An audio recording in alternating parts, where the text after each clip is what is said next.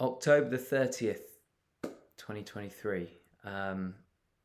It's a bit of an anniversary for me. 5 years since I was rushed to hospital being told that I had blood cancer and we didn't know how severe it was going to be.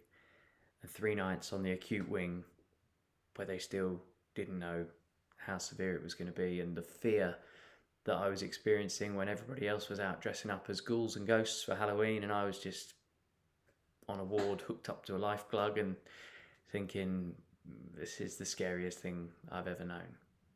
5 years sitting here and happy and healthy and with my life in just the most amazing shape.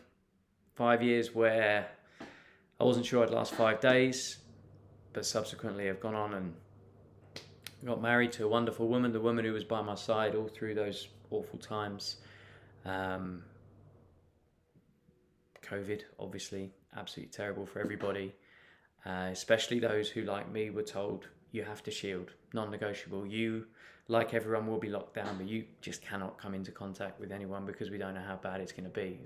The worst feelings. But life is great.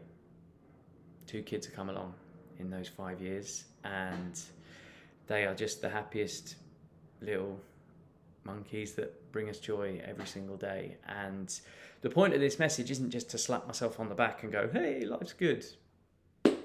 It's not that. It's to reiterate the message that I've always said to anyone who's kind of followed my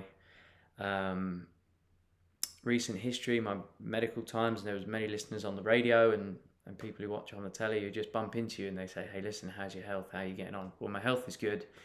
But the one thing I've always said, the one thing I always stressed was, if you've got anything, if there's something nibbling away at you, you think you're not feeling quite right, then go and get checked. You need to go and get checked.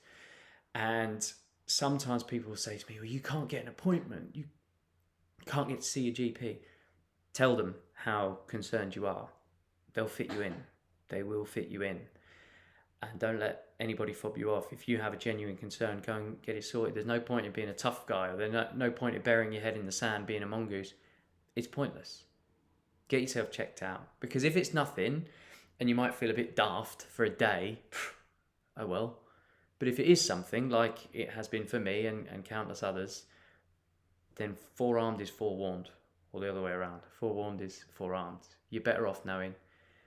And once you know, it's hard to hear, but you can get it dealt with, and they'll put you in the hands of the very best people. And for me, I was lucky. Where we live, we're within about 1.5 miles of the Christie Hospital, which is the best cancer unit in the northwest of England. And so I want to say a big thank you to all of the staff there, and I can't thank all of them because there's so many, but you go from Sarah on the reception in the unit that I was treated in, the blood unit, Denise, who's now retired, but Denise, you don't know how much warmth and joy you brought to my family, just making it feel like a normal, happy place to be rather than somewhere where everybody was going with the fear of God in their hearts. You uplifted so many people, and Tracy and Adrian and all the team there, but specifically to Professor Tim Somervale, who, with his genius and his brilliance, saved mine and countless other people's lives and will continue to do so. They are absolutely wonderful, and I should probably go about raising some money for them, and I will. You can hold me to that. Get yourself checked.